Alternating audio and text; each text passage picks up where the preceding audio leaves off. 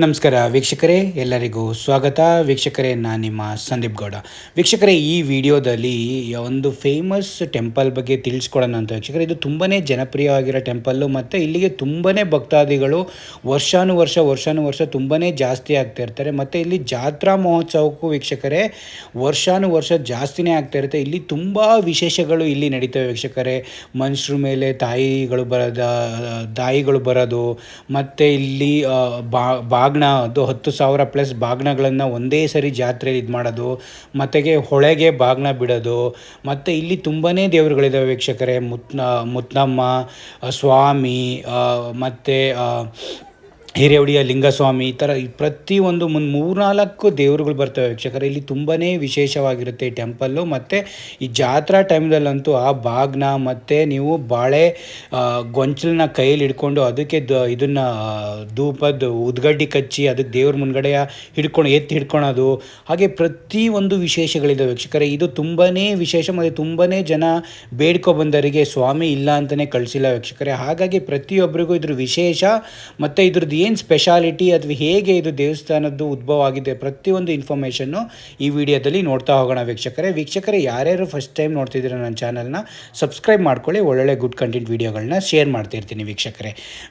ಈಗ ಮೊದಲಿಗೆ ನೋಡೋದಾದರೆ ಈ ಹಿರೇವಡಿಯ ಲಿಂಗಸ್ವಾಮಿ ಟೆಂಪಲ್ ಬರೋದು ಅಗಸರಹಳ್ಳಿ ಅಂತ ವೀಕ್ಷಕರೇ, ಬೇಲೂರು ತಾಲೂಕು, ಹಾಸನ ಡಿಸ್ಟಿಕ್ಕು ವೀಕ್ಷಕರೇ. ಇದು ಬೇಲೂರಿಂದ ಒಂದು 5 ಕಿಲೋಮೀಟ್ರ್ ಡಿಸ್ಟೆನ್ಸಲ್ಲೇ ಸಿಗುತ್ತೆ ವೀಕ್ಷಕರೇ. ಇದು ಹಿರೇವಡಿಯ ಲಿಂಗಸ್ವಾಮಿ ಇದು ಟೆಂಪಲ್ ಬಂದ್ಬಿಟ್ಟು ತುಂಬಾ ಹಳೇ ಟೆಂಪಲ್ಲು ವೀಕ್ಷಕರೇ. ಇದಕ್ಕೆ ತುಂಬಾ ಹಿಸ್ಟ್ರಿ ಇದೆ. ಈಗ ಇದು ಲಿಂಗಸ್ವಾಮಿಗೆ 12 ಜನ ಅಕ್ಕ ತಂಗಿಯರು ಇರ್ತಾರಂತೆ ವೀಕ್ಷಕರೇ. ಆಗ 12 ಜನ ಅಕ್ಕ ತಂಗಿಯರ ಹಿಂಸೆನೇ ತಾಳಲಾರದೆ ಸ್ವಾಮಿ ಅಂದರೆ ತುಂಬ ಜನದ ಮೈ ಮೇಲೆ ಬರೋದು, ತುಂಬ ಜನ ಮೈ ಮೇಲೆ ಬಂದ್ಬಿಟ್ಟು ಏನೇನೋ ಇದು ಮಾಡೋದು, ಹಾಗಾಗಿ ಅಂಥ ಕಾರ್ಯಗಳನ್ನೆಲ್ಲ ಮಾಡ್ತಾ ಇರ್ಬೇಕಾದ್ರೆ ಸ್ವಾಮಿ ನೋಡಿ ಬೇಸತ್ತಾದಮೇಲೆ ಈ 12 ತಂಗಿಯರನ್ನ ಒಂದು ಗದ್ದಿಗೆಯಲ್ಲಿ ಹಾಕಿ ಅಥವಾ ಒಂದು ಗುಡ್ಡೆಯಲ್ಲಿ ಹಾಕಿ ಮುಚ್ಚಿಡ್ತಾನಂತೆ ವೀಕ್ಷಕರೇ. ಆವಾಗ ಇದನ್ನೆಲ್ಲ ತಡೆಯೋಕ್ಕಾಗ್ದಲೇ ನೋಡ್ದಲೇ ಅದನ್ನು ಮಾಡ್ತಾರಂತೆ. ಆವಾಗ ಆ ಅಕ್ಕ ತಂಗಿಯರೆಲ್ಲ ಸೇರಿಕೊಂಡು ಹೊಳೆಗೆ ಹೋಗ್ತಾರಂತೆ ವೀಕ್ಷಕರೇ. ಅಲ್ಲೇ ಹೊಳೆ ಹರಿಯುತ್ತೆ, ಅಲ್ಲಿಗೆ ಆ ಹೊಳೆಗೆ ಹೋಗ್ತಾರಂತೆ. ಹಾಗಾಗಿ ಹೊಳೆದಿಂಡ್ರಮ್ಮ ಅಂತಲೂ ಕರೀತಾರೆ. ಮತ್ತು ಈ ತುಂಬ ಜನಗಳಿಗೆ ಆ ಅಕ್ಕ ತಂಗಿಯರುಗಳು ಮೈ ಮೇಲೆ ಬಂದ್ಬಿಟ್ಟು ಅಣ್ಣಯ್ಯ ಅಂತ ಹೇಳ್ಬಿಟ್ಟು ತಂದೆ ಸ್ವಾಮಿ ಹತ್ರ ತುಂಬ ಬೇಡಿಕೆ ಇಡ್ತಾರೆ. ಮತ್ತು ಏನೇನು ಕಷ್ಟಗಳಿದ್ದಾವೆ ಅದನ್ನೆಲ್ಲ ಕೇಳ್ಕೊತಾರೆ ವೀಕ್ಷಕರೇ. ತುಂಬ ಜನ ಯಾರ್ಯಾರು ಬೇಡಿಕೆ ಇಟ್ಟಿದ್ರು ಅವ್ರಿಗೆಲ್ಲರಿಗೂ ಒಳ್ಳೇದಾಗಿದೆ ವೀಕ್ಷಕರೇ. ಮತ್ತು ಈ ಹರಕೆನೂ ತುಂಬ ಜನ ಬೇಡಿಕೆ ಇಟ್ಬಿಟ್ಟು ಹರಕೆನೂ ಕಟ್ಕೊಂಡು ಹೋಗಿರ್ತಾರೆ ವೀಕ್ಷಕರೇ. ಆ ಬಾಗ್ನ ಅರ್ಪಿಸೋದು, ಆ ಬಾಗ್ನ ಅರ್ಪಿಸುವುದೇ ಆ ಅಕ್ಕ ತಂಗಿಯರಿಗೆ. ಮತ್ತು ಆ ಹೊಳೆದಿಂಡ್ರಮ್ಮ ಹೊಳೆಗೆ ಹೋದ್ರು ಅಂದ್ರಲ್ಲ, ಅಲ್ಲಿ ಅದು ಬಾಗಿನಗಳನ್ನು ಅರ್ಪಿಸ್ತಾರೆ ವೀಕ್ಷಕರೇ. ಇನ್ನೊಂದು ವಿಶೇಷ ಅಂದರೆ ವೀಕ್ಷಕರೇ, ಈ ದೇವಸ್ಥಾನದ್ದು ಅಲ್ಲಿ ಹೊಳೆದಿಂಡ್ರಮ್ಮ ಅಂದರೆ ಆ ಹೊಳೆ ಹತ್ರನೇ ವಿಭೂತಿ ಕಟ್ಟಿಗಳೆಲ್ಲ ಹೇಳ್ತಾವೆ. ಅದು ಇದುವರೆಗೂ ರಹಸ್ಯಕರ, ಅದು ಯಾರಿಗೂ ಗೊತ್ತಿಲ್ಲ, ನೋಡೋದು ಇಲ್ಲ. ತುಂಬ ಜನ ಪ್ರತಿ ಟೈಮಲ್ಲಿ ವರ್ಷದಲ್ಲೂ ಇದು ಹೋಗಿ ಅಲ್ಲಿ ನೋಡಿದಾಗ ವಿಭತ್ತ ಗಟ್ಟಿಗಳು ಅಲ್ಲಿ ಎದ್ದಿರ್ತಾವಂತೆ ವೀಕ್ಷಕರೇ.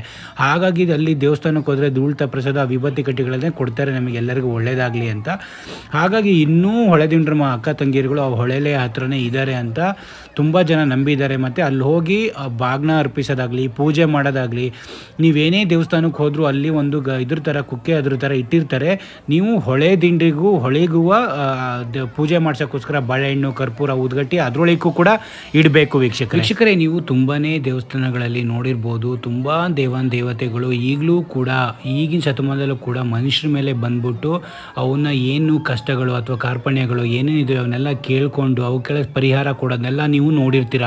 ಹಾಗೆಯೇ ಈ ದೇವಸ್ಥಾನದಲ್ಲೂ ತುಂಬ ಜನಗಳ ಮೇಲೆ ಅವರು ಅಕ್ಕ ತಂಗಿಯರುಗಳು ಬರ್ತಾರೆ ವೀಕ್ಷಕರೇ. ಹಾಗಾಗಿ ಅವರು ಎಲ್ಲ ಬಂದ್ಬಿಟ್ಟು ಅವ್ರದ್ದು ಎಲ್ಲ ಏನೇನು ಕಷ್ಟಗಳಿದೆ ಅದನ್ನೆಲ್ಲ ಹೇಳಿಕೊಂಡು ಅಣ್ಣಯ್ಯನ ಮುಂದೆ, ಅಣ್ಣಯ್ಯ ನಮಗೆ ಸ್ವಾಮಿ ಎಲ್ಲದನ್ನೂ ನೆರವೇರಿಸ್ತಾನೆ ಅಂತ ಹೇಳ್ಬಿಟ್ಟು ಅವರುಗಳು ಬಂದ್ಬಿಟ್ಟು ಹರಕೆಗಳನ್ನ ಬಂದ್ಬಿಟ್ಟು ಪ್ರತಿಯೊಬ್ಬರು ಭಕ್ತಾದಿಗಳು ಹರಕೆಗಳನ್ನ ಕಟ್ಕೊಂಡು ಹೋಗ್ತಾರೆ. ಏನೇ ಆಗಲಿ ಇಲ್ಲಿ ಹರಕೆ ಕಟ್ಕೊಂಡು ಹೋಗಬೇಕಾದ್ರೆ ಅವರು ಬಾಗಿನಗಳನ್ನು ಇದು ಕಟ್ಕೊಂಡು ಹೋಗೋದು, ಅಥವಾ ನಾನು ಬಾಳೆಹಣ್ಣನ್ನು ಕಾಯ್ಗೊಂತು ತೊಗೊಬಂದು ಇದು ಮಾಡ್ತೀನಿ ಅಂತ ಹೇಳೋದಾಗಲಿ, ಅಥವಾ ಅವ್ರಿಗೆ ಒಳ್ಳೇದಾಗಬೇಕು ಅಂದರೆ ದೇವರಿಗೆ ಇದು ಕಡಲೆ ಉಗ್ಗೋದಾಗಲಿ ಅಥವಾ ಮೆಣಸು ಉಗ್ಗೋದಾಗಲಿ, ಏನೇ ಆಗಲಿ ಈಗ ಜಾತ್ರಾ ಮಹೋತ್ಸವದಲ್ಲಿ ತುಂಬಾ ವಿಶೇಷಗಳಿರ್ತವೆ. ಹಾಗಾಗಿ ಪ್ರತಿಯೊಂದು ಬೇಡ್ಕೊಂಡು ಹೋದಾಗ ಒಂದು ಜಾತ್ರಾ ಮಹೋತ್ಸವದಲ್ಲಿ ನೋಡ್ಬೋದು ನೀವು ಎಷ್ಟು ಬಾಗ್ನಗಳಿರ್ತವೆ. ಇಲ್ಲಿ ಬಾಗ್ನನೇ ತುಂಬ ವಿಶೇಷ ಈ ದೇವಿಗೆ, ಈ ದೇವತೆಗಳಿಗೆ ವೀಕ್ಷಕರೇ. ಮತ್ತು ಬಾಳೆಹಣ್ಣಿನ ಗೊಂಚಲೂ ತಗೊಬಂದ್ಬಿಟ್ಟು ಅದಕ್ಕೆ ನೋಡಿ ಮೇಲೆ ಇಟ್ಕೊಂಡಿರ್ತಾರೆ, ಕೈಲೆಲ್ಲ ಇಟ್ಕೊಂಡಿದ್ದಾರೆ, ಕಾಣಿಸ್ತಾ ಇಲ್ಲ. ತುಂಬ ಜನಗಳು ಗೊಂಚಲಾಗಲಿ ಚಿಕ್ಕ ಚುಪ್ಪಾಗಲಿ ತಗೊಬಂದು ಇಟ್ಕೊಂಡ್ಬಿಟ್ಟು ದೇವ್ರಿಗೆ ತೋರಿಸೋದು. ಮತ್ತು ನಾವೇನು ಏನು ಬೇಡ್ಕೊಂಡಿರ್ತೀವಿ ಮುಂದಿನ ವರ್ಷಕ್ಕೆ ಬರೋದ್ರೊಳಗೆ ಸಕ್ಸಸ್ ಇದೆ ಒಳ್ಳೇದಾಗಲಿ ಅಂತ ಹೇಳ್ಕೊಂಬಿಟ್ಟು ಅದು ಮೆಣಸನ್ನು ತಂದಿರ್ತಾರೆ. ಆ ಮೆಣಸನ್ನು ಕೂಡ ದೇವರಿಗೆ ಹಾಕೋದು, ಅಥವಾ ಕಡಲೆ ತಂದಿರ್ತಾರೆ ಕಡಲೆ ಉಗ್ಗೋದು, ದೇವ್ರಿಗೆ ಉಗ್ಗಿರೆ ಎಲ್ಲ ನಮಗೆ ಒಳ್ಳೇದಾಗುತ್ತೆ, ಮುಂದಿನ ಸರಿಗೆಲ್ಲ ಒಳ್ಳೇದಾಗುತ್ತೆ ಅಂತ. ಹಾಗಾಗಿ ಈ ಜಾತ್ರೆ ಮಹೋತ್ಸವ ತುಂಬಾ ಜೋರಾಗಿ ನಡೆಯುತ್ತೆ ವೀಕ್ಷಕರೇ. ಈ ಜಾತ್ರೆ ನಡೆಯೋದು ಪ್ರತಿ ವರ್ಷವೂ ಯುಗಾದಿ ಆದಮೇಲೆ ಒಂದು ವೀಕಿಗೆ ಈ ಜಾತ್ರೆ ನಡೆಯುತ್ತೆ. ಇದು ತುಂಬಾ ವಿಶೇಷ ಅಂದರೆ ಈ ಜಾತ್ರೆಯಲ್ಲಿ ಬಾಗ್ನೇ ವಿಶೇಷ ವೀಕ್ಷಕರೇ. ಬಾಗ್ನೆ ಮತ್ತು ಬಾಳೆಹಣ್ಣು ಇದು ಚಿಪ್ನ ದೇವಿಗೆ ತೋರಿಸೋದೇ ವಿಶೇಷ. ಇಲ್ಲಿ 2 ಥರ ಬಾಗ್ನ, ಒಂದು ಮಾರ್ನಿಂಗ್ ಬಾಗ್ನ ನಡೆಯುತ್ತೆ ಅದು, ಮತ್ತು ಇನ್ನೊಂದು ಬಂದ್ಬಿಟ್ಟು ಹೊಳೆಗೆ ತಗೊಂಡೋಗಿ ಅಲ್ಲಿ ಪೂಜೆ ಮಾಡ್ಕೊಂಡು ಬರ್ತಾರೆ ಬಾಗ್ನನ ವೀಕ್ಷಕರೇ. ಇನ್ನೊಂದು ಈ ಬಾಗ್ನ ಬಂದ್ಬಿಟ್ಟು ಇದು ಮಾರ್ನಿಂಗು ದೇವರುಗಳೆಲ್ಲ 1 ಗಂಟೆ 2 ಗಂಟೆಗೆಲ್ಲ ಹೊರಡ್ತವೆ ವೀಕ್ಷಕರೇ.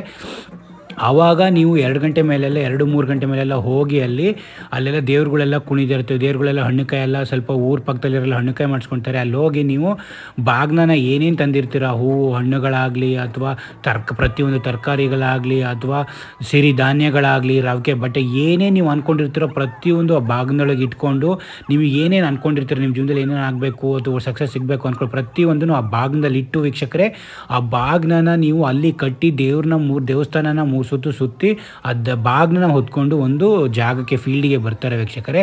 ಅಲ್ಲಿಗೆಲ್ಲ ಇಟ್ಕೊಂಡು ಅಲ್ಲೆಲ್ಲ ನೀವು ಪೂಜೆ ಮಾಡಿ ಅಲ್ಲೆಲ್ಲ ಬಾಗ್ನದ ಮುಂದ್ಗಡೆ ಓಪನ್ ಮಾಡಿ ಅದಕ್ಕೆ ಮುಂದ್ಗಡೆ ದೀಪ ಹಚ್ಚಿ ನೀವೆಲ್ಲ ಧೂಪ ಹಾಕಿ ಬಂದ ಮೇಲೆ ಸ್ವಾಮಿ ಮತ್ತು ಎಲ್ಲ ದೇವತೆಗಳು ಬಂದ್ಬಿಟ್ಟು ಆ ದೇವಸ್ಥಾನಗಳು ಎಲ್ಲ ಬಂದ್ಬಿಟ್ಟು 3 ಸುತ್ತು ನೋಡಿ, ಇವೆಲ್ಲ ಸ್ಪೇಸ್ ಬಿಟ್ಬಿಟ್ಟಿದ್ದಾರೆ ಜನಗಳು. ಬಾಗ್ನ ಇಟ್ಬಿಟ್ಟು 3 ಸುತ್ತು ಸುತ್ತುತ್ತೆ ವೀಕ್ಷಕರೇ ದೇವರು. ಆ 3 ಸುತ್ತು ಸುತ್ತಬೇಕಾದ್ರೆ ಪ್ರತಿಯೊಬ್ಬರು ಏನೇನು ತಂದಿರ್ತಾರೆ ಅವೆಲ್ಲ ಕಡಲೆ ಆಗಲಿ ಮತ್ತು ಇದು ಮೆಣಸಾಗಲಿ ಪ್ರತಿಯೊಂದು ಎಸೀತಾರೆ ಒಳ್ಳೇದಾಗಲಿ ಅಂತ. ಅಣ್ಣಯ್ಯ ಅಂತ ಹೇಳ್ಕೊಂಡೆಲ್ಲ ಪ್ರತಿಯೊಬ್ಬರು ಇದು ಮಾಡ್ತಾರೆ. ಹಾಗಾಗಿ ಒಂದು ಸರಿ ಅದು ಅಣ್ಣಯ್ಯ ಎಲ್ಲ 3 ರೌಂಡ್ ಸುತ್ತಾದ್ಮೇಲೆ ಅದು ತಾಯಿಗಳ ಅಕ್ಕ ತಂಗಿಗಳಿಗೆ ಅದು ಒಪ್ಪಿಗೆ ಆದಮೇಲೆ ನೀವು ಹೋಗ್ಬಿಟ್ಟು ನಿಮ್ಮ ಬಾಗ್ನನ ಮತ್ತೆ ಪ್ರತಿಯೊಂದನ್ನು ಎತ್ಕೊಂಡು ಮನೆಗೆ ತಗೊಂಡೋಗಿ ತಿನ್ಬೋದು ವೀಕ್ಷಕರು. ಬಾಗ್ನದಲ್ಲಿ ಏನೇನು ಇಟ್ಟಿರ್ತಾರೆ ತರಕಾರಿಗಳಿಗೆ ಸಾಂಬಾರು ಮಾಡಿಕೊಂಡು ಫ್ರೂಟು ಹಣ್ಣುಗಳನ್ನೆಲ್ಲ ತಿನ್ಬೋದು. ಅದಾದಮೇಲೆ ಬಾಗ್ನ ಆದಮೇಲೆ ನಿಮಗೆ ಅಲ್ಲಿ ದೇವ್ರನ್ನ ಕೂರಿಸಿರ್ತಾರೆ. ಎಲ್ಲರೂ ಹಣ್ಣುಕಾಯಿ ಮಾಡಿಸ್ಕೊಳಕ್ಕೆ ಇರುತ್ತೆ. ನೂಕುನುಗ್ಲು ತುಂಬಾ ವರ್ಷಾನುವರ್ಷ ಜನ ಜಾಸ್ತಿ ಆಗಿರೋದ್ರಿಂದ ಅಲ್ಲಿ ಹೋಗಿ ಹಣ್ಣುಕಾಯಿ ಮಾಡಿಸ್ಕೊಂಡು ನಾವು ವಾಪಸ್ಸು ಬರ್ಬೋದು ವೀಕ್ಷಕರು. ಅದಾದಮೇಲೆ ಮಧ್ಯಾಹ್ನ ಟೈಮು ಹೊಳೆದಿಂಡ್ರಮ್ಮಿಗೆ ಬಾಗ್ನ ಬಿಡೋದಿರುತ್ತೆ. ಅಕ್ಕ ತಂಗಿರು ಅವರಿಗೆಲ್ಲ ಹೊಳೆಯಲ್ಲಿ ಹೋದರು ಅಂತ ಹೇಳಿನಲ್ಲ, ಅವರಿಗೆ ಬಾಗ್ನ ಬಿಡೋದಿರುತ್ತೆ. ಅಲ್ಲೂ ಕೂಡ ಹೊಳೆಗೂ ಹೋಗ್ಬಿಟ್ಟು ಕೂಡ ಬಾಗ್ನನ ಬಿಟ್ಬಿಟ್ಟು ಬರ್ತಾರೆ ವೀಕ್ಷಕರೇ.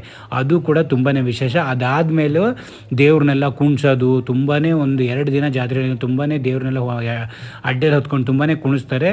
ಮತ್ತು ಕುಣಿಸ್ಬಿಟ್ಟು ತುಂಬ ಜನ 2-3 ಜನ ಜಾತ್ರೆನೂ ಅಷ್ಟೇ ಕಡೆ ತುಂಬ ಜೋರಾಗಿ ಏನೇನೋ ಅವು ಮಕ್ಕಳಿಗೆ ಆಟ ಆಡೋಕ್ಕೋಸ್ಕರ ಮೇಳ ಎಲ್ಲ ನೋಡಿರ್ತಿರಲ್ಲ, ಹಾಗಾಗಿ ತುಂಬಾ ದೊಡ್ಡದಾಗಿ ನಡೆಯುತ್ತೆ ವೀಕ್ಷಕರೇ ಇಲ್ಲೂ ಕೂಡ ಹಾಗಾಗಿ 2 ದಿನ ತುಂಬಾ ಜನ ಸಾಗರನೇ ತುಂಬಿ ತುಳುಕ್ತಾ ಇರುತ್ತೆ ಇಲ್ಲಿ. ಹಾಗಾಗಿ ಇದೊಂದು ವಿಶೇಷ ಟೆಂಪಲ್ಲು. ಹಾಗಾಗಿ ಇಲ್ಲಿ ವಿಶೇಷವಾಗಿ ತುಂಬ ಜನದ ಮೇಲೆ ಸ್ವಾಮಿ ಎಲ್ಲ ಬರೋದ್ರಿಂದ ಹಾಗಾಗಿ ಇಲ್ಲಿ ನೀವು ವಿಶೇಷವಾಗಿ ಏನೇ ಕಷ್ಟ ಕಾರ್ಪಣ್ಯಗಳು ನಿಮಗೂ ಇದ್ರೂ ಯಾರಿಗಾರು ಇದ್ರೂ ಇಂಥ ದೇವಸ್ಥಾನಗಳಿಗೆಲ್ಲ ಭೇಟಿ ನೀಡಿ ನೀವು ಒಂದು ಸ್ವಲ್ಪ ತಾವಿದ್ರ ಅಥವಾ ಬೇಡ್ಕೊಂಡ್ರೆ ನಿಮಗೂ ಒಳ್ಳೇದಾಗ್ಬೋದು ಅನ್ನೋದೊಂದು ಇಂಟೆನ್ಷನ್. ಇದು ತುಂಬಾ ಶೇರ್ ಮಾಡಿರಲ್ಲ ಯಾರೂ. ಹಾಗಾಗಿ ಪ್ರತಿಯೊಬ್ಬರಿಗೂ ಇಂಥ ಹಳ್ಳಿಲಿರೋ ಅಂಥ ಒಂದೊಂದು ದೇವಸ್ಥಾನಗಳ ಬಗ್ಗೆನೂ ಹಿಸ್ಟ್ರಿ ಬಗ್ಗೆನೂ ಎಲ್ಲರಿಗೂ ತಿಳಿಸ್ಕೊಟ್ರೆ ತುಂಬಾ ಒಳ್ಳೆಯದು. ತುಂಬ ಜನಗಳಿಗೆ ಇಲ್ಲಿಗೂ ತುಂಬ ಜನಗಳ ದೇವರು ಅದು ಇದು ಅಂದರೆ ತುಂಬ ಜನಗಳು ತುಂಬ ದೂರಗಳಿಂದನೂ ಬರ್ತಾರೆ. ಹಾಗಾಗಿ ಇದ್ರ ಬಗ್ಗೆ ಸಣ್ಣ ಕಿರುಚಿತ್ರವಾಗಿ ತೋರಿಸ್ಕೊಳ್ಳೋಣ ಪ್ರತಿಯೊಬ್ಬರಿಗೂ ಹೇಗೆ ಜಾತ್ರೋತ್ಸವ ನಡೆಯುತ್ತೆ, ಇದರಲ್ಲಿ ಏನೇನು ವಿಶೇಷ ಅಂತ ಒಂದು ಚಿತ್ರಣ ತೋರಿಸ್ಕೊಳ್ಳೋಕೆ ಒಂದು ಸ್ಮಾಲ್ ವಿಡಿಯೋ ಮಾಡಿದ್ದೀನಿ ವೀಕ್ಷಕರೇ. ಪ್ರತಿಯೊಬ್ಬರು ಲೈಕ್ ಮಾಡಿ, ಶೇರ್ ಮಾಡಿ, ಸಬ್ಸ್ಕ್ರೈಬ್ ಮಾಡಿ. ಏನೇ ಈ ಇನ್ಫಾರ್ಮೇಷನ್ ಬೇಕಾದರೂ ಇದ್ರ ಬಗ್ಗೆ ಕಮೆಂಟ್ಸ್ ಮಾಡಿ ವೀಕ್ಷಕರೇ. ನಾನೇ ಹೆಲ್ಪ್ ಮಾಡ್ತೀನಿ ಏನೇ ಬಿ ಇನ್ಫಾರ್ಮೇಷನ್ ಬೇಕಾದರೂ ವೀಕ್ಷಕರೇ.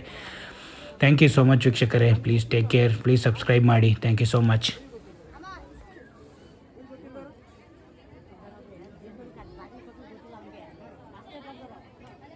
किती वाटलं